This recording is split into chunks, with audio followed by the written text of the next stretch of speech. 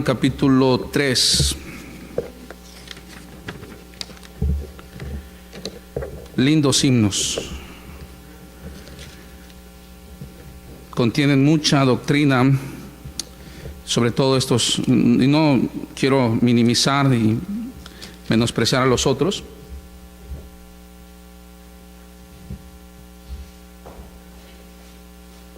Todos nuestros himnos fueron bien escritos.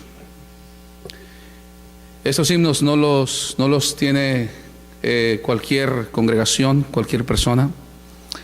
Hay muchas congregaciones que el día de hoy se enfocan mucho en sus experiencias, en sus emociones. Toman cualquier corito, cualquier canto que por ahí haya hecho popular algún cantante cristiano, y cantos bajados de internet, y muchas veces con mala doctrina, distorsionan la doctrina. Pero qué lindo es cantar esos himnos que tenemos, que tienen mucha doctrina. Juan capítulo 3, versículos 1 al versículo 12 voy a leer, síganme ahí con sus vistas. Dice la palabra del Señor: había un hombre de los fariseos que se llamaba Nicodemo, un principal entre los judíos. Este vino a Jesús de noche y le dijo: Rabí, sabemos que has venido de Dios como maestro, porque nadie puede hacer estas señales que tú haces si no está Dios con él. Respondió Jesús y le dijo: de cierto te digo, que el que no naciere de nuevo no puede ver el reino de Dios. Nicodemo le dijo: ¿cómo puede un hombre nacer siendo viejo? ¿Puede acaso entrar por segunda vez en el vientre de su madre y nacer? Respondió Jesús: de cierto te digo, que el que no naciere de agua y del Espíritu no puede entrar en el reino de Dios. Lo que es nacido de la carne, carne es, y lo que es nacido del Espíritu, Espíritu es. No te maravilles que te dije: os es necesario nacer de nuevo. El viento sopla de donde quiere y oyes su sonido, mas ni sabes de dónde viene ni a dónde va. Así es todo aquel que es nacido del Espíritu. Respondió Nicodemo y le dijo: ¿cómo puede hacerse esto? Respondió Jesús y le dijo: ¿eres tú maestro de Israel y no sabes esto? De cierto te digo, que lo que sabemos hablamos, y lo que hemos visto testificamos, y no recibís nuestro testimonio. Si os he dicho cosas terrenales y no creéis, ¿cómo creeréis si os dijere las celestiales? Oremos. Amado Padre Celestial, una vez más te damos gracias porque un día, Señor, tú provocaste un cambio en nuestra vida. Tu gracia, tu amor, tu obra, Señor, la perfeccionaste en nosotros, de tal manera que fuimos convencidos por el Espíritu Santo para recibir a Cristo como nuestro Salvador. Y hoy, con mucha gratitud, pero también, Señor, con mucha pena, Señor, reconocemos que hoy podemos decir también con mucho gozo que somos hijos de Dios. Somos tus hijos por tu gracia, por tu gran amor, y podemos disfrutar de muchas cosas que no conocíamos cuando éramos inconversos. Hoy podemos decir, Señor, que nuestra vida ha cambiado, y aun cuando hay batallas, aun cuando muchas veces nuestra vida no refleja lo que tú esperas, lo que tú deseas, sin embargo, Señor, podemos disfrutar de muchas cosas que tú nos das: la paz, el gozo, la familia, la Biblia, la iglesia, el Espíritu Santo, la oración, la fe, tantas y tantas bendiciones que nos concedes. Gracias. Bendice el tiempo de la predicación y, mi Dios, te ruego que seas tú quien hables al corazón de mis hermanos. Dígnate tomarme, Señor, bajo tu dirección, bajo, Señor, tus brazos, tus manos de poder, y hagas de mí solamente un instrumento para la gloria de mi Cristo. Bendice al final nuestras decisiones y ayúdanos, oh Dios, a comprender más de tu palabra. En el nombre de tu Hijo, Cristo Jesús. Amén. Dice la palabra de Dios que hubo un día, un momento cuando un hombre de los judíos, un fariseo, se acercó al Señor y posiblemente con cierto temor, o seguramente con mucho temor, porque ser seguidor de Jesús de Nazaret en aquellos días era situación muy difícil, porque atacaban mucho los fariseos, los sacerdotes y tantos judíos celosos de su religión, atacaban mucho al Señor y señalaban a los que eran seguidores de Él. Entonces este hombre, siendo un personaje importante, sobresaliente, siendo él un fariseo entre los judíos, fue al Señor de noche, fue a Él a escondidas, para que no lo vieran sus compañeros, sus amigos, posiblemente también sus familiares. Fue al Señor de noche. Pero algo es cierto, según el relato que el evangelista nos da, que el Señor Jesucristo había despertado mucho interés en mucha gente.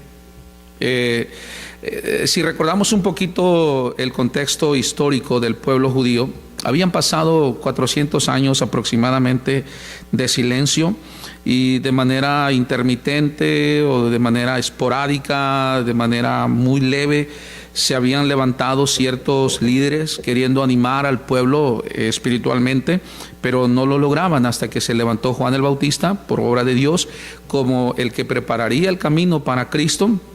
Y luego llega el Señor Jesucristo en poco tiempo, ¿verdad? Y el Señor empieza a predicar y los seguidores de Juan se van con Cristo.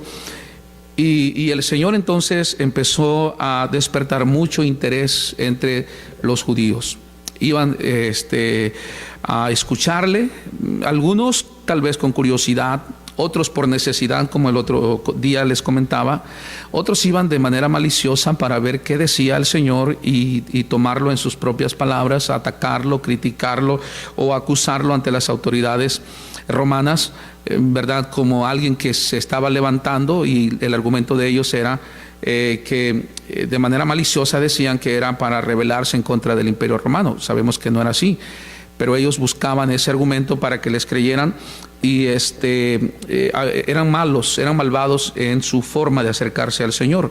Sin embargo, había gente sincera, personas como, aunque aquel escéptico dijo, de Nazaret ha de salir algo bueno, y le dice, creo que fue Felipe el que le dijo, pues ven y ve, ven para que, o quién fue, Andrés el que dijo, le dijo a Felipe, ven y ve.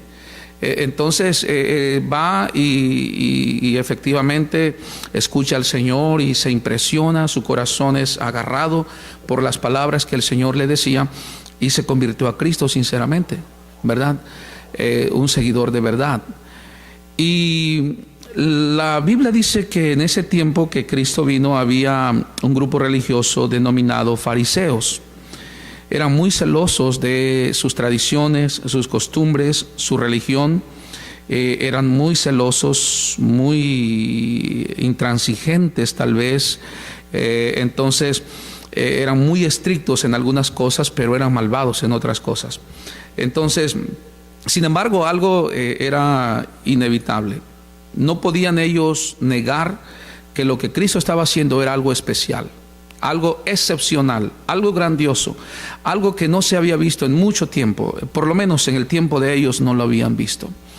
Desde que Juan el Bautista empezó a predicar y las multitudes empezaron a acercarse a él, y Juan les predicaba y les decía: generación de víboras, ¿quién nos enseñó a huir de la ira venidera? Haced frutos dignos de arrepentimiento.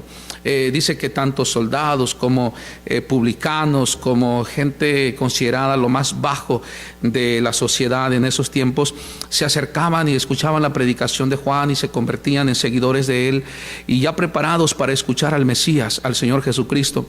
Entonces los fariseos estaban analizando esto, y no podían ellos evitar reconocer que lo que Cristo estaba haciendo era algo excepcional y que seguramente Dios estaba con él.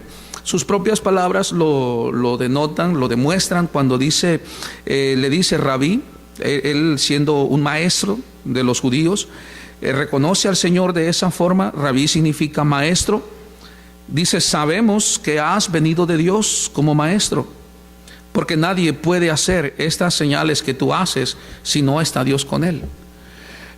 Una de las cosas que era importante para los judíos en aquellos días es que veían o buscaban señales entre los que se decían ser siervos de Dios o profetas de Dios.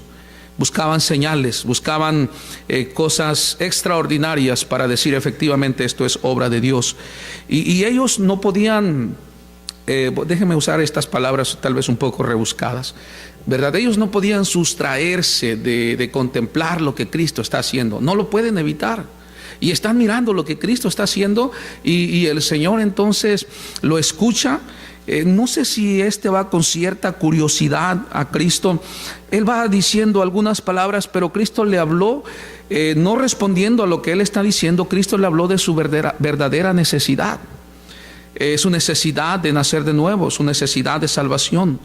Él va con cierta curiosidad, con cierto temor, le dice: Rabí, sabemos que has venido de Dios. Esto lo sabemos, lo hemos analizado y hemos llegado a la conclusión que tú vienes de Dios. Porque hemos llegado también a la conclusión de que nadie puede hacer las obras que tú haces si no está Dios con él. Nadie lo puede hacer. Alimentar multitudes con unos cuantos peces, unos cuantos panes, eso es un milagro de Dios.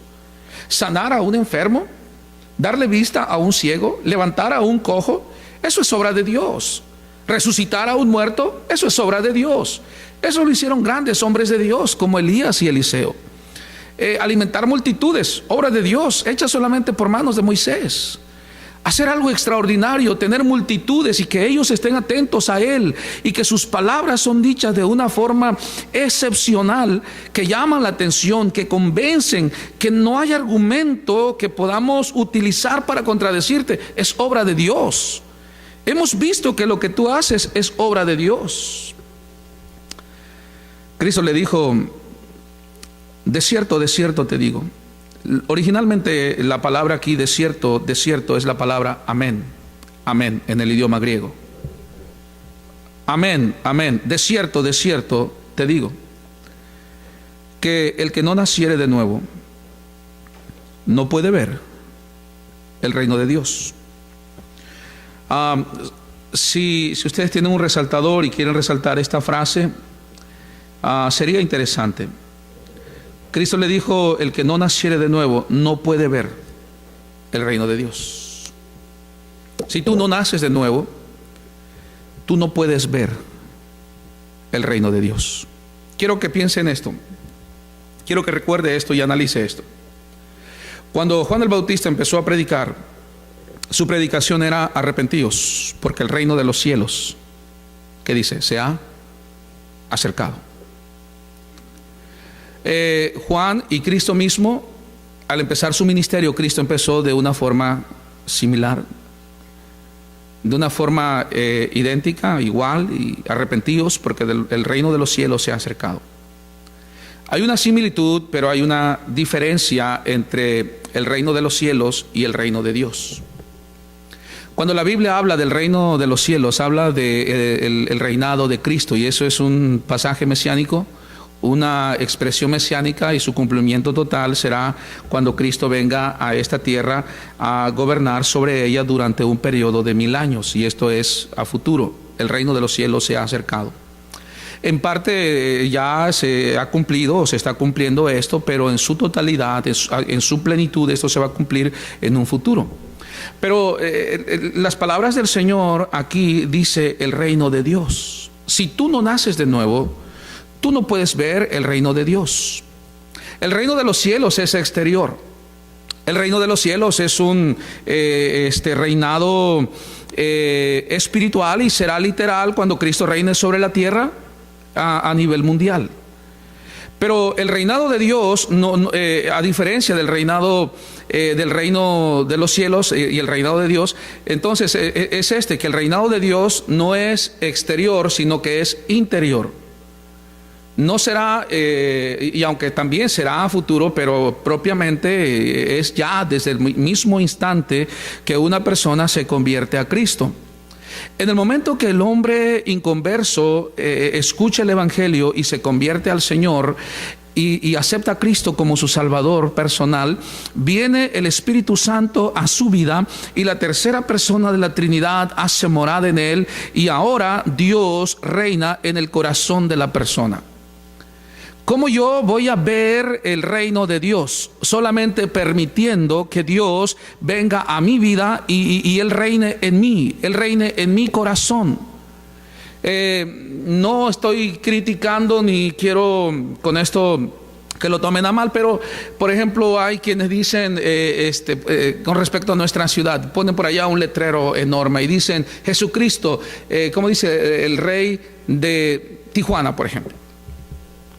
Aunque me gustaría que así fuera, y gloria a Dios si así fuera, y gloria a Dios si así es. Pero la pregunta es, ¿realmente Cristo está reinando sobre toda la ciudad? No, si quisiéramos eso. Si Cristo reinara sobre toda la ciudad, no habría violencia, no habría corrupción, no tendríamos asaltos, no tendríamos muertes, no tendríamos tantas muertes que hay todos los días, no tendríamos una sociedad llena de odio y de violencia, una sociedad adúltera, una sociedad malvada, no tendríamos adoradores de la muerte, adoradores de tantas imágenes que hay, tantos dioses falsos que se han levantado, ¿verdad? O que la gente ha levantado, no tendríamos todo eso. No estaríamos llenos de rebeldía, de orgullo, de soberbia y todo eso, si tan solo permitiéramos que el reino de Dios estuviera en nuestra vida. Porque cuando el Señor viene a nosotros, esa actitud rebelde se torna en una actitud mansa. Ese hombre orgulloso, altivo, soberbio, se convierte en una persona humilde. ¿Por qué razón? Porque Dios está reinando en su corazón. Y no hace el hombre lo que quiere, hace lo que Dios quiere.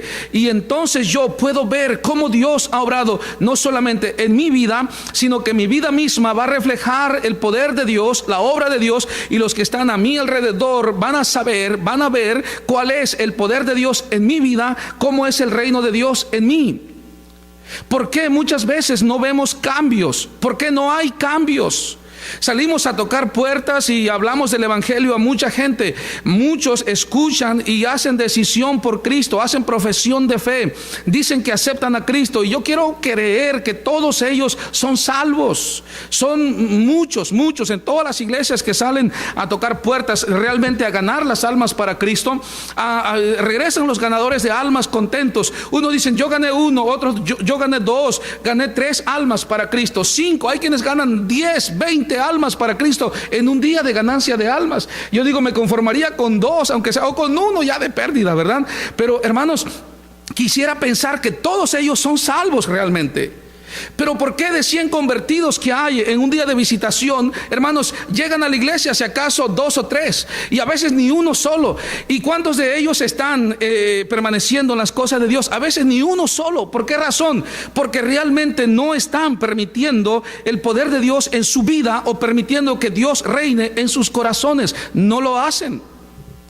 ¿Nos vamos a llevar sorpresas en el cielo? Yo pienso que sí, estoy de acuerdo con aquellos pastores que han dicho, en el cielo nos vamos a llevar sorpresas. Aquellos que pensábamos que eran salvos, a lo mejor no van a estar allá. Miren, mi conversión fue de esta forma más o menos. Llegué aquí a Tijuana y me invitaron a ir a la iglesia un día, un sábado. Fui a la iglesia, era un servicio de jóvenes, y ustedes saben cómo son a veces las actividades para llamar la atención de los jóvenes. Los ponen a jugar fútbol, básquetbol, los llevan al parque, o a veces les pasan películas para llamar la atención de los jóvenes, porque no son muy dados los jóvenes a escuchar predicación. No estoy generalizando, pero muchos de ellos son así. Bueno, yo tuve la oportunidad de ir a un servicio de jóvenes. En ese tiempo era más joven que ahorita, ¿verdad? Entonces, y pasaron una película. Y yo recuerdo que la película se llamaba Como un trueno distante. Habla del arrebatamiento de la iglesia. Y creo que es esa película la que habla de que el pastor que estaba ahí, muchos de su congregación se fueron con el Señor. Fue el rapto y se fueron, y él se quedó. Imagínense. El pastor de la iglesia se quedó. Yo me imagino que era de esos que predican que debes, ¿cómo dicen? Perseverar, porque si no te vas a quedar. Y yo creo que él tenía esa doctrina y él se quedó. Así que después está llorando ahí, y muchos de su congregación ya no están, y es un caos terrible todo eso. Entonces yo miré eso. Al final dieron una explicación rápida sobre lo que es el plan de salvación. El pastor preguntó: ¿alguien quiere recibir a Cristo? Y yo dije: yo no me quiero quedar, yo quiero recibir a Cristo. Y créanme, hermanos, acepté al Señor y no dudé nunca de la salvación de mi alma. El diablo me quiso meter dudas un montón de veces, pero jamás dudé de la salvación de mi alma. 1989, probablemente entre febrero y marzo, es cuando yo me convertí a Cristo, ¿verdad? Algunos de ustedes todavía no nacían. Entonces, hermanos, pero hay personas que los vemos en la iglesia, pero realmente no son salvos. Y hay personas que a lo mejor no van a la iglesia, pero alguien les habló de Cristo en algún rincón, en algún lugar, en algún momento, y fueron sinceros con el Señor y se entregaron a Cristo, y nunca pisaron un templo, nunca tuvieron una Biblia en sus manos, y seguramente están allá con el Señor. ¿Recuerdan a uno de los ladrones que crucificaron junto con el Señor? Ese hombre fue salvo. Cristo le dijo: desde hoy estarás conmigo en el paraíso, es decir, en su gloria. Esa tarde, un viernes por la tarde, antes de las 6 de la tarde, ya tenían que estar muertos. Y ese hombre está con Cristo desde ese día. Pero ese hombre no se bautizó, ese hombre no tuvo una Biblia en sus manos, no memorizó el Salmos 3, ¿verdad, hermanos? Y seguramente ese hombre está con el Señor, porque Cristo escuchó sus palabras y le dijo: desde hoy estarás conmigo en el paraíso. Y las personas que yo he tenido el privilegio de guiarlos a los pies de Cristo, le digo: mira, esa promesa que Cristo le hizo a él, te la hace a ti. Desde hoy tú estarás conmigo en el paraíso. Mi pregunta es: ¿tú lo crees? Y casi todos me dicen: sí, yo lo creo. Me siento terrible cuando me dicen: pienso que no. Es que hay muchas cosas que todavía no entienden, ¿verdad? Lo sabemos, son personas que apenas están escuchando. Pero, hermanos, van a haber sorpresas. Van a haber sorpresas de personas que pensábamos que eran salvas y no eran salvas, no fueron salvas. Nos vamos a llevar sorpresas de personas que pensamos que sí eran salvos y no fueron salvos. Yo no sé cuántos sugieres no van a entrar al cielo. Yo no sé cuántos maestros de escuela dominical no van a estar en la gloria con el Señor. No lo sé, ojalá que todos, gloria a Dios por eso, pero yo no sé, esa es una situación personal. Estaba meditando en lo que dice el himno, este último canto que entonamos ahorita, ¿verdad? Tuve un cambio. Miren, déjenme leer las estrofas y tratar de meditar en ellas. Dice la primera estrofa: tuve un cambio cuando dije a Cristo: ven Jesús y mora siempre en mí. Mis cadenas fueron rotas todas, fui lavado en fuente carmesí. Esa fuente carmesí es la sangre que Cristo derramó en la cruz para nuestra salvación, para el perdón de nuestros pecados. Hubo un cambio. Una persona que nace de nuevo tiene un cambio. Ese hombre amargado, ese hombre golpeador, ese hombre majadero, esa mujer malvada, ese joven grosero, esa persona rebelde, el día que conoce de Cristo hay un cambio en su vida. No puedes decir soy cristiano si después de 5 o 10 años sigues siendo el mismo malvado y perverso. Entonces, si no hay cambio en tu vida, no has nacido de nuevo. No puedes ver el reino de Dios, no puedes contemplar las maravillas que Dios hace. Y tú dices, o la persona dice: todos son una bola de hipócritas, todos son una bola de mentirosos, nadie puede estar seguro. Hay quienes así lo dicen. Hay quienes se amargan de la iglesia, del evangelio. Hay quienes la agarran en contra del pastor. Hay quienes quieren vivir una vida licenciosa, estando un tiempo en la iglesia y otro tiempo en el mundo, y su vida no cambia. Siguen siendo la misma persona. No cambian en su carácter, no cambian en sus palabras, no cambian en su manera de pensar. Porque cuando hay un arrepentimiento genuino, sincero, producido por el Espíritu Santo, en lo más profundo del corazón de la persona, realmente hay un cambio. Hay un cambio. Ese borracho deja su alcohol, ese drogadicto deja sus drogas, ese mujeriego deja sus inmoralidades, ese idólatra deja su idolatría, ese hombre o ese joven o cualquier persona, hombre o mujer, que andaba mal en cualquier sentido de la palabra que nosotros entendemos, cambia su vida el día que se entrega a Cristo. Hay un cambio, es real, es palpable, es genuino, es duradero, es un cambio evidente, podemos constatarlo. No es algo superficial, no es algo que se dice, es algo que se puede comprobar, se puede constatar por lo que vemos. Tuvo un cambio, dice aquí el escritor del himno, cuando dije a Cristo: ven Señor, ven Jesús, y mora siempre en mí. Mis cadenas fueron todas rotas. Esa cadena de tabaquismo, de alcoholismo, de drogadicción, de prostitución, de rapiña, de idolatría o de tantas cosas, de mundanalidad en sentido general, fueron rotas. Tuvo un cambio, dice la segunda estrofa, que es, ¿cómo dice? Inexplicable. Es una experiencia, noten esto, personal. El Señor Jesús entró, y el gozo que yo siento es gloria celestial. Tuve un cambio que es inexplicable. Con esto de que hoy se presta la tecnología para escuchar testimonios de personas que un tiempo estuvieron metidos en tremendos delitos o en tremendos asuntos, ¿verdad?, de vicios o de, ¿cómo se les puede decir?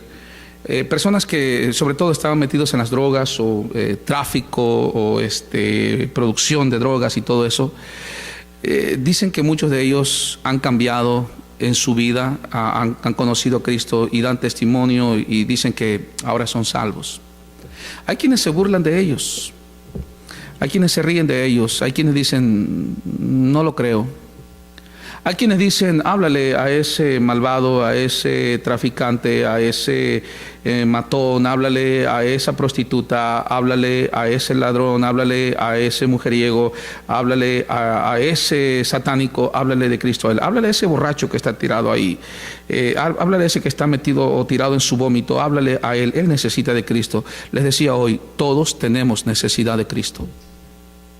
No hay un solo hombre en la tierra, por muy rico que sea, por muy culto que sea, por muy preparado que sea secularmente, que diga yo no necesito de Cristo. Todo mundo tiene necesidad de Cristo, tiene necesidad de Dios. Todo mundo, sin excepción alguna.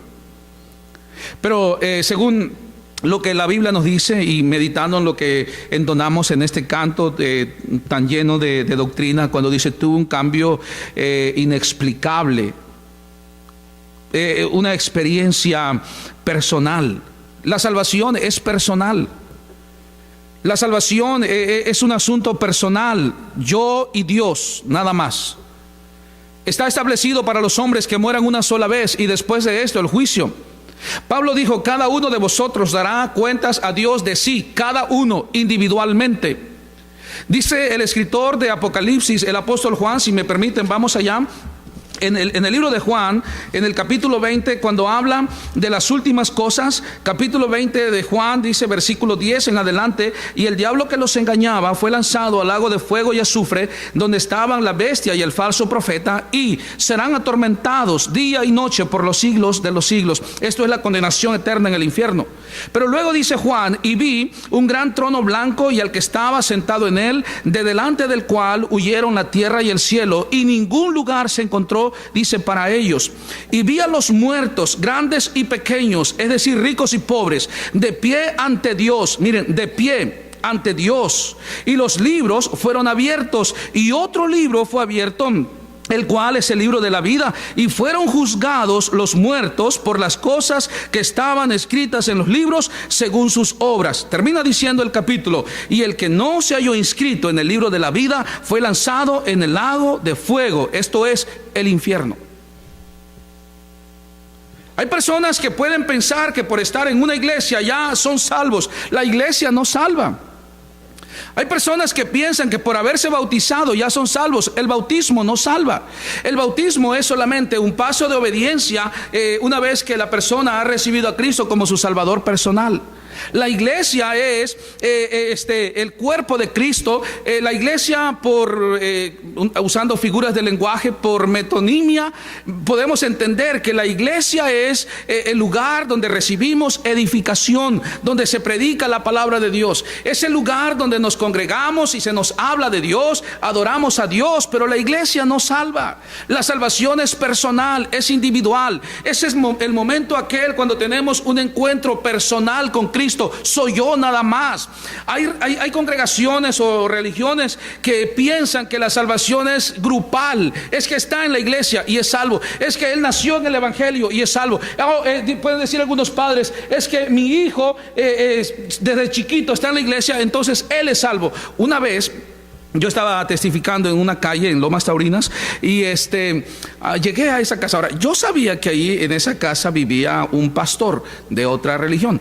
Yo sabía que él vivía ahí y todo eso. Los conocía de lejos a esa familia, así nada más. Entonces llegué, toqué la puerta, ¿verdad? Andaban unos jóvenes por ahí y yo intuí que ellos eran hijos del pastor. Entonces le dije, buenos días. Ya me contestaron. ¿Me permites un segundo, un poquito de tu tiempo? Ven, por favor, quiero darte este folleto acerca de la palabra de Dios. Y se acercó el joven, un joven que en la cara se le notaba la rebeldía, como muchos de nuestros jóvenes. Un joven que en su peinado dejaba ver la rebeldía de su vida, cómo era él. Entonces, no maliciosamente, sino simplemente deseoso porque él conociera de la salvación en Cristo. Yo sabía que ellos pertenecían a otra religión y que estaban yendo, ¿verdad? Y que su papá era un pastor. Entonces simplemente quise compartir el evangelio con él y asegurar la salvación de su alma. Eso es todo. Y él se acercó a la puerta y le di el folleto, lo aceptó, le estaba predicando. Luego se acercó el otro joven y yo les estaba testificando a ellos.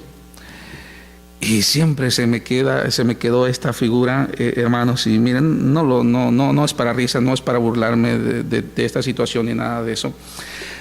Yo trabajé en el campo y me tocó vivir diferentes experiencias. Una de ellas fue que una ocasión me acerqué a un becerro, ¿verdad? Sin pensarlo, subí de un lugar en una lomita y el monte estaba un poquito alto y ahí estaba un becerro.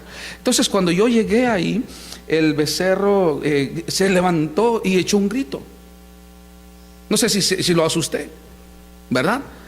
Entonces echó un grito el becerro y por allá salió la vaca y venía con todo. Cuando yo vi la vaca dije, no, hombre, vámonos y a correr, porque la vaca iba con todo a defender a su cría.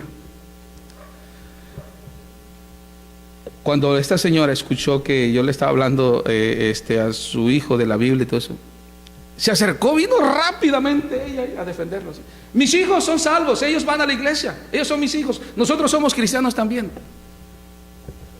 Le dije, estoy compartiendo el evangelio con ellos y le estaba preguntando si son salvos. Él me dijo que no es salvo, no está seguro si va a ir al cielo con Dios. Entonces estoy tratando de explicarle cómo él puede estar seguro de la salvación en un 100%. No, él es salvo, él nació en el evangelio. Así que, y luego los movió con la mano así para que se metieran y luego agarró la puerta como que ya la iba cerrando. Le digo, está bien, gracias. Y dije, ¿cuánto daño? A propósito, ¿cuántos padres muchas veces son estorbo a la salvación de sus hijos? Hay muchos. Si ella, que conoce el evangelio, hubiera sido, no sé, un poquito más prudente, hubiera escuchado lo que yo le estaba testificando, y si ella conoce la Biblia, hubiera llegado a la conclusión de decir, bueno, le está hablando de la salvación y le está hablando de Dios y lo que está diciendo es correcto, no es problema. Ella es un joven, además, no era un niño, era un joven. Si nuestros jóvenes han conocido de la Biblia y ya son salvos, no debemos preocuparnos. No deberíamos preocuparnos porque ellos conocen la Biblia. Cualquier religión que llegue a ellos y los quiere invitar o les quiere dar una revista para hablarles de Dios, ellos van a decir, yo creo en la Biblia, yo creo en Cristo, soy salvo, soy hijo de Dios, yo voy a la iglesia, conozco la palabra de Dios. No tiene por qué entrar un padre a defenderlo, excepto que si el hijo dice, papá, mamá, ayúdame. Pero bueno, hermanos, la salvación es individual, es personal, es una experiencia inexplicable, dice el autor de este canto. Es una experiencia personal, es algo inexplicable. ¿Cómo explicar? ¿Cómo explicar que ese ateo, cómo explicar que ese hombre malvado, esa persona que antes no quería saber nada de Dios, ahora es un hombre de Dios, una persona diferente, una persona que ha cambiado? ¿Desde cuándo sucedió eso? Cuando le permitió a Cristo venir a su corazón. Dice la tercera estrofa: tuve un cambio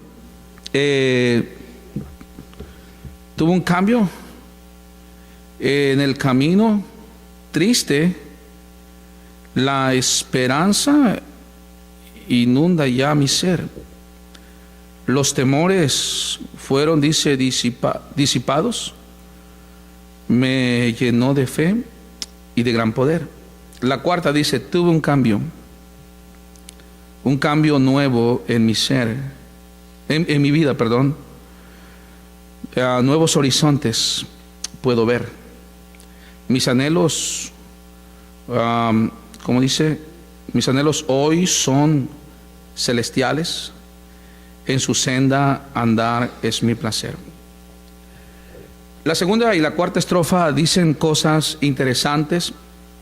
Tuvo un cambio que es inexplicable, una experiencia personal. La cuarta estrofa: tuvo un cambio, dice, y tuvo un cambio nuevo en mi vida. Nuevos horizontes puedo ver. Cosas nuevas. Cosas nuevas. Pablo dijo esto respecto a este tema. El pasaje que hace rato el hermano Jared mencionaba, le dijo a los corintios: de modo que si alguno está en Cristo, nueva criatura es. Las cosas viejas pasaron, he aquí todas son hechas nuevas. ¿Y a quiénes dijo esto Pablo? Dijo esto a una congregación plagada de tantos problemas. Dijo esto a una congregación que lo menospreciaban, que lo minimizaban y posiblemente hasta lo ridiculizaban. Le dijo a ellos esto: de modo que si alguno está en Cristo, nueva criatura es. Las cosas viejas pasaron, he aquí todas son hechas nuevas. Hay un cambio. Hay un cambio. El canto aquel que entonábamos, tendrás que renacer. Cuando en el título de ese cambio se menciona tendrás que renacer. Estaba tratando de entender esta palabra desde su contexto gramatical en nuestro lenguaje, y dice el diccionario que tendrás es segunda persona singular. Tú, así directamente señalándonos de esa forma. Tú, segunda persona singular, en un futuro indicativo, algo que será en un futuro. Se está diciendo que así va a ser, indicativo. Tendrás es palabra proveniente del verbo tener, y tener significa poseer una cosa, tener algo, poseerlo. Nicodemo no tenía salvación. Nicodemo tenía mucho conocimiento de las Escrituras, era un fariseo. Cristo incluso aquí le recriminó esto, porque llegó el momento cuando el Señor le dijo: ¿eres tú maestro de Israel y no sabes estas cosas? Nicodemo trató de razonar o entender las cosas de Dios de manera racional. Escúchenme, hermanos, por favor, porque esto lo he escuchado de algunas personas que se dicen muy conocedores de las Escrituras, que se dicen ser celosos de las Escrituras. Cuando hablamos de algunas cosas, una vez un hombre me dijo: es que esto, dice, no tiene lógica. Es que esto no es razonable. Y yo le dije: mira, aunque en muchas de estas cosas podría ser que sí o no tenga lógica, las cosas de Dios nunca las debemos tomar por lógica. Nunca debemos considerarlas a la luz de la lógica o del razonamiento humano. Las cosas de Dios tenemos que entenderlas por fe. Hay cosas que yo no entiendo, no tienen lógica. Hay cosas que en mi capacidad humana yo no puedo razonar y darle o tener un entendimiento suficiente o coherente y decir: realmente esto es así. Hay cosas que no tienen lógica, hay cosas que no son razonables, pero son asuntos que se entienden por fe. Nicodemo está tratando entonces de razonar sobre esto y hasta cierto punto decir: esto es inconcebible, esto es algo ridículo. Tal vez no lo dijo, ¿verdad? Estoy tratando de imaginar el cuadro que se está viviendo aquí. Nicodemo dice: ¿cómo puede un hombre nacer siendo viejo?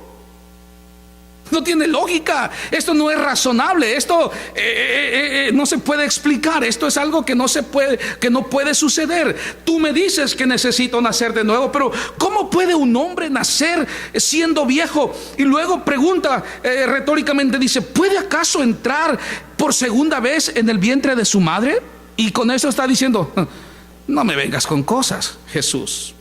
¿Cómo? ¿Cómo puede un hombre viejo, y más si está así, verdad, bien dado, puede nacer por segunda vez desde el vientre de su madre? No, eso no tiene sentido, eso no está bien. Cristo le dice, mira, de cierto te digo que el que no naciere de agua y del Espíritu no puede entrar en el reino de Dios. En este versículo encuentro otra frase que es muy importante, similar, aunque de manera progresiva aquí, a lo que dice en el versículo 3. En el 3 Cristo dijo, si tú no naces de nuevo, tú no puedes ver el reino de Dios, tú no lo puedes ver. Pero ahora de manera progresiva le dice, si tú no naces de nuevo, tú no puedes entrar en el reino de Dios. ¿Cuántas personas han intentado dejar algún vicio o cambiar sus vidas? Porque ya el estilo de vida que traen de tanto tiempo no han podido dejarlo, no han podido cambiar, lo han intentado, pero no lo han logrado. ¿Por qué razón? Porque no han podido, o no han querido más bien nacer de nuevo. No han querido nacer de nuevo. Y Cristo le dice, si tú no naces de nuevo, mira, tú no puedes ver, tampoco vas a poder entrar en el reino de Dios. Hay personas que dicen, yo no puedo, es que no puedo cambiar, es que no puedo sujetarme, es que no puedo hacer lo que dice Dios en un 100%, ¿cómo le hago? Yo veo que todo el mundo cambia, yo veo que muchas personas, sus vidas han cambiado, sus matrimonios han cambiado, sus familias han cambiado y yo no puedo. Necesitan nacer de nuevo. Después Nicodemo en el versículo 9 dijo, ¿cómo puede hacerse esto? Muy sencillo. Pero para el hombre inconverso, el hombre que ha puesto una barrera, es muy difícil. No es imposible, es muy difícil para él. Todo lo que es difícil o imposible para el hombre es posible para Dios. Y él aquí como que ya está cediendo y como que ya está queriendo entrar, ¿verdad? Tal vez con ciertas dudas, con cierta resistencia, pero dice, ¿cómo puede hacerse esto? Dime, explícame, ¿cómo puedo hacerlo? El Señor le dice, tú eres maestro de Israel y no sabes esto. Maestros, ¿qué enseñas? ¿Qué enseñas, maestro? Hay maestros a veces en nuestras iglesias que enseñan, si me permiten decir, barbaridades, hermanos. Una vez escuché que un maestro estaba tratando de explicar cómo se dio el origen y la extinción de los dinosaurios, y desde el punto de vista de la Biblia. ¿Y de dónde lo sacó? ¿Y dónde está? Yo no lo veo, yo no lo encuentro, no puedo explicarlo, dímelo, maestros. Oh, cuánta razón tuvo el escritor bíblico cuando dijo, no os hagáis maestros muchos de vosotros, sabiendo que recibiréis mayor condenación. ¿Eres tú maestro de Israel y no sabes estas cosas? ¿Qué le estás enseñando a tu gente? ¿Qué le estás enseñando a este pueblo necesitado de Dios? ¿Qué le estás metiendo en su cabeza como doctrina espiritual? ¿Eres maestro eres maestro en Israel y no sabes estas cosas? Y Cristo le dice, mira, de cierto te digo que hablamos lo que dice, sabemos que hablamos y lo que hemos visto y testificamos, y no recibís nuestro testimonio. Si te digo cosas terrenales y no las entiendes, ¿cómo te puedo decir las celestiales? Necesitas nacer de nuevo. Les voy a mostrar algunos versículos para tratar de entender el tema que estamos viendo esta noche. Vayan conmigo por favor al libro de Santiago, capítulo 1:18. Vamos a ir aquí, Santiago 1:18. Vamos a ver estos versículos en Santiago 1:18. Él de su voluntad nos hizo nacer por la palabra de verdad, para que seamos primicias de sus criaturas.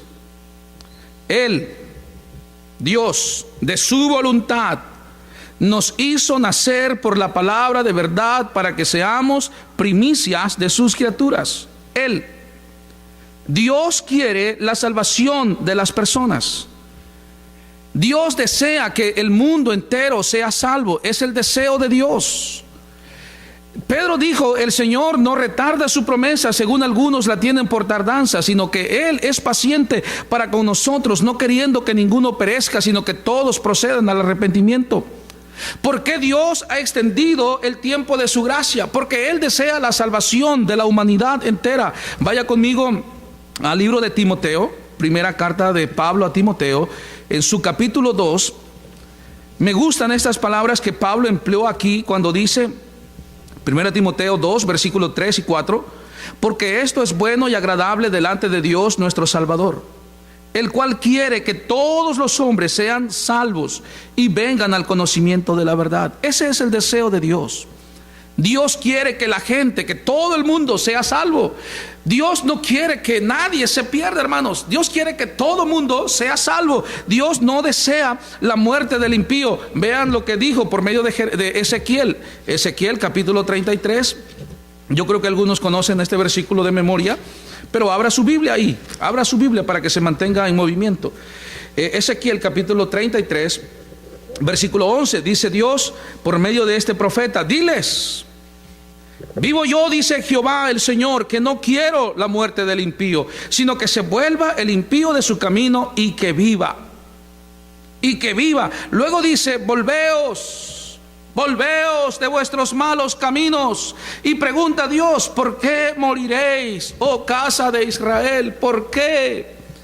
¿Por qué prefieres vivir ese tipo de vida? ¿Por qué no quieres cambiar? ¿Por qué no quieres entregar tu corazón? ¿Por qué no quieres someter tu voluntad a mi voluntad? ¿Por qué te has empecinado en vivir en tu pecado? Volveos a mí, vengan a mí. No quiero la muerte del impío, dice Dios. Quiero que el impío se arrepienta. Arrepentimiento es cambio de mentalidad, cambio en nuestra manera de pensar. Eso es lo que Dios quiere. Vean ahora cómo lo expresó el apóstol Pedro en la primera carta que escribió, primera de Pedro capítulo 1 versículo 3. Primera de Pedro capítulo 1 versículo 3. Dijo el apóstol: bendito el Dios y Padre de nuestro Señor Jesucristo, que según su grande misericordia nos hizo renacer para una esperanza viva por la resurrección de Jesucristo de los muertos. Bendito el Dios y Padre de nuestro Señor Jesucristo, que según su grande misericordia nos hizo renacer para una esperanza viva. Nos hizo renacer. Él obró. Él cambió mi corazón. Él me convenció de mi condición. Él me convenció por obra de su Espíritu Santo de que yo era un perverso pecador, un malvado pecador, que yo necesitaba salvación. Él me convenció que Cristo es mi Salvador y que solamente por medio de Él podía acercarme a Dios. Él me convenció de que la vida que llevaba, aun cuando no anduviera haciendo cosas malas, pero terminaría en el infierno. Él me convenció por el Espíritu Santo, por su pura gracia. Y Pedro dice: Él de su voluntad nos hizo renacer para una esperanza viva. Dice Pedro aquí en este pasaje. ¿Qué es nacer de nuevo? Pablo dijo en la segunda carta a los Corintios 5:17, como escuchábamos: de modo que si alguno está en Cristo, nueva criatura es, las cosas viejas pasaron, he aquí todas son hechas nuevas. ¿Qué es nacer de nuevo? Nacer de nuevo es nacer de nuevo. Pero no es físicamente, es espiritualmente. Nicodemo no entendía esto y decía Nicodemo: ¿cómo puede un hombre siendo viejo nacer por segunda vez? ¿Puede entrar por segunda vez en el vientre de su madre? No lo entiendo, no acepto esto. Y le dice Cristo: tú necesitas nacer de nuevo.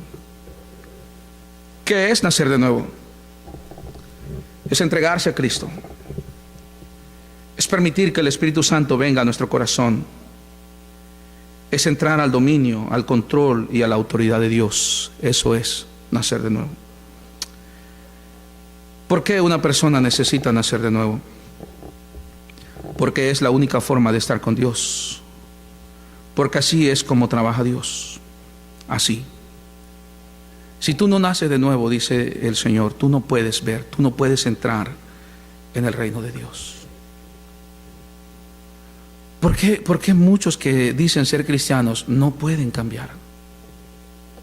Porque no han nacido de nuevo. Pero alguien dice, sí, yo ya nací de nuevo, pero ¿por qué no cambias? El nuevo nacimiento tiene varias cosas que están allí muy importantes, necesarias. Y una de ellas es que nacer de nuevo es ser transformado, es ser renovado, es ser cambiado. Ahora, en esa transformación, en esa renovación que se lleva a cabo en la vida del hombre, hay un alto porcentaje que es obra directa de Dios, pero hay una parte que le corresponde al ser humano. Dios no va a venir a ponerme la Biblia abierta para que yo la lea. Eso es algo personalmente que cada quien tiene que hacer. ¿Sí me explico? Dios no va a venir a ponernos los zapatos para que nos levantemos y vayamos a la iglesia. Dios no va a venir y ponernos el café y preparar el desayuno para que estemos listos a ir a la iglesia. Eso lo hace uno de manera personal, individualmente. Dios no va a prender el carro, aunque Él podría hacerlo, ¿verdad? Dios podría hacer y prender el carro y subirnos y dormir en el camino para completar el sueño faltante y llegar a la iglesia ya listos y escuchar la predicación y no dormir. Dios podría hacer eso, pero hay cosas que tenemos que hacer nosotros. Hay una porción, hay un porcentaje en donde nos corresponde a nosotros. Y hermanos, entonces es permitir que Dios haga la obra en cada uno de nosotros. Pero hay quienes no pueden cambiar. ¿Por qué? Porque no han nacido de nuevo. Pero si alguien dice, yo ya nací de nuevo, está bien, no vamos a discutir por eso. Yo no soy nadie para dudar de la salvación de nadie. Pero entonces mi pregunta es, ¿por qué no has cambiado? Una cosa es haber aceptado a Cristo como tu Salvador personal, y otra cosa es ahora convertirte a Cristo.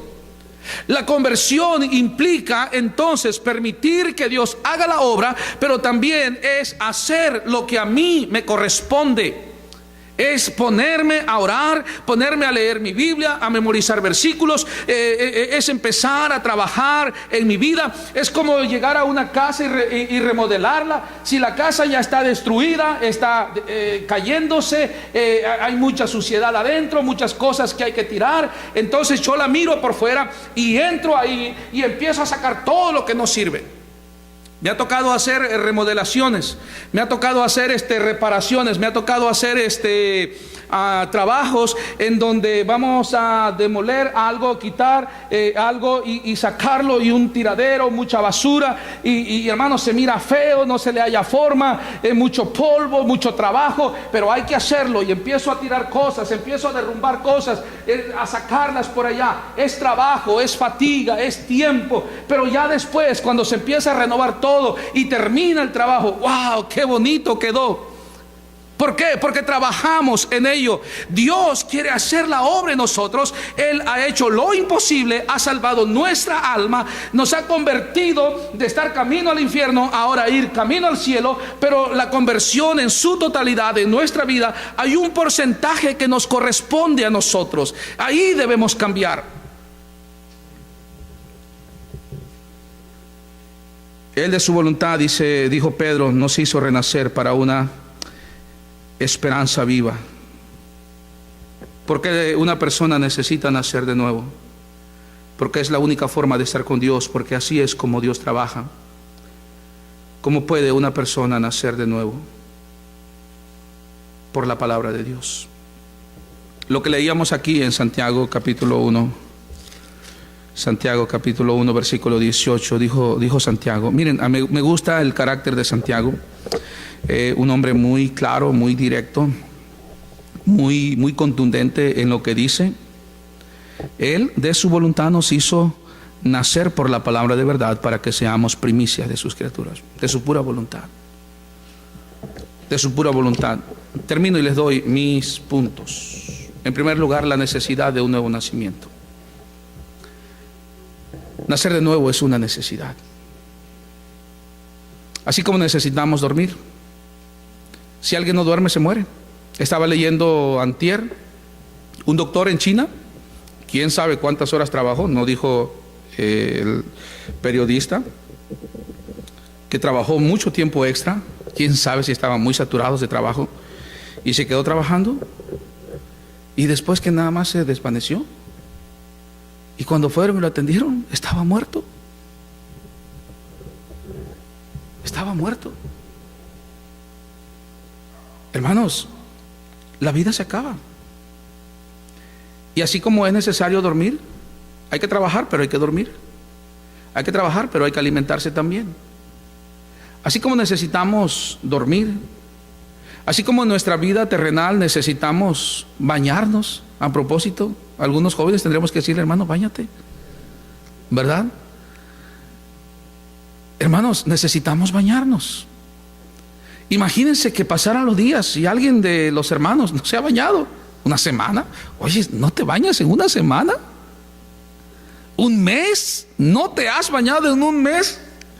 Y luego con tanta efusividad llega a la iglesia: hermanos, ya vine, y levanta las manos. Imagínense. Un año y no se ha enjuagado la boca, no se ha cepillado los dientes, y le gusta hablar de cerquita: hermano, cuánto gusto verte, ¿dónde estabas? Y al acercarse a él, hermanos, imagínense el aroma, ¿verdad? ¿Cómo sería? Le diría: hermano, le voy a regalar una pasta de dientes, hermano, le regalo un jabón, una toalla, báñense por favor. Necesitamos bañarnos. Yo me imagino que alguien que no se baña se muere de mugre. Necesitamos bañarnos, hermanos, es una necesidad. Hay cosas que en la vida del hombre es una necesidad. La salvación es una necesidad. Nacer de nuevo es una necesidad. Tendrás que renacer, dice el autor del himno. Tienes que hacerlo. Tú lo tienes que hacer. La realidad del nuevo nacimiento, en segundo lugar. El nuevo nacimiento es una realidad evidente, comprobable, indescriptible. Ya lo meditábamos en lo que dice no solamente la Biblia, estábamos pensando también en estas lindas estrofas del canto. Es algo indescriptible, inexplicable. ¿Cómo explicar? Yo me emociono cuando escucho testimonios de gentes que se han convertido a Cristo después de ser, no sé, tal vez un malvado de primera. Y créame, no estoy tratando de ensalzar al hombre ni a nadie en particular y todo eso, pero a mí me impresiona cuando escucho que personajes de la política, por ejemplo, o personajes o personas preparadas secularmente, cuando un director de colegio, de una escuela grande, cuando, no sé, un magistrado del sistema judicial, del Estado, del país, es cristiano. Me emociona cuando escuché que uno de los presidentes de Estados Unidos, uno de sus asesores, era cristiano, y antes de cada inicio de labores en las mañanas tenían su tiempo de predicación y les hablaba de la palabra de Dios. A mí me emociona eso. Wow, y digo, mira cómo Dios obra en la vida de esas personas. A mí me impresiona cuando dicen que un hombre tiene mucho dinero, pero con todo y eso es humilde y dice que es cristiano y no se avergüenza de Cristo. A mí me impresiona, me impacta eso. La realidad de ese nuevo nacimiento es una realidad evidente, comprobable, indescriptible, inexplicable. Y por último, la tranquilidad del nuevo nacimiento. El nuevo nacimiento, hermanos, espiritualmente nos da tranquilidad. ¿Tranquilidad de qué? De ser hijos de Dios. Haber escapado de la condenación eterna del infierno. El diablo tiene cegado a la humanidad y le dice: mira, no necesitas iglesia, no necesitas Biblia, no necesitas buscar a Dios, estás bien así, ve por el camino que llevas, eres buena persona, no le haces mal a nadie, estás bien. El diablo es mentiroso y le engaña a las personas y ellos siguen entonces el rumbo de su vida y creen que no tienen necesidad de Dios. Y por eso viven una vida turbulenta, y por eso, aunque tengan dinero, pero tienen tremendos problemas. Aunque aparenten ser buenas personas, pero son tan inmorales que hay cosas que ocultan, y que si la gente supiera: oh, mira esa cara de santurrón, resulta que es un tremendo malvado. ¿Quién iba a pensar que este hombre aparentemente tranquilo, que no mata una mosca? No, hombre, es un delincuente de primera. ¿Quién iba a pensar eso? Es que todo mundo necesita de Dios. Pero cuando nos entregamos a Cristo, cuando nacemos de nuevo, nos da la tranquilidad de que ahora somos hijos de Dios. Gloria a Dios por eso. De modo, dice Pablo, que si alguno está en Cristo, nueva criatura es. Las cosas viejas pasaron y aquí todas son hechas nuevas. A los suyos vino, los suyos no le recibieron, mas a todos los que le recibieron, dice Juan, a los que creen en su nombre, les dio potestad de ser hechos hijos de Dios. Y un hijo de Dios tiene tranquilidad. Está nublado, no hay trabajo, hay problemas, hay enfermedades, estamos tranquilos. Sí nos preocupamos hasta cierto punto, pero tenemos tranquilidad. Tranquilidad de ser salvos, de ser hijos de Dios. Tranquilidad de que nuestra alma ya no va al infierno.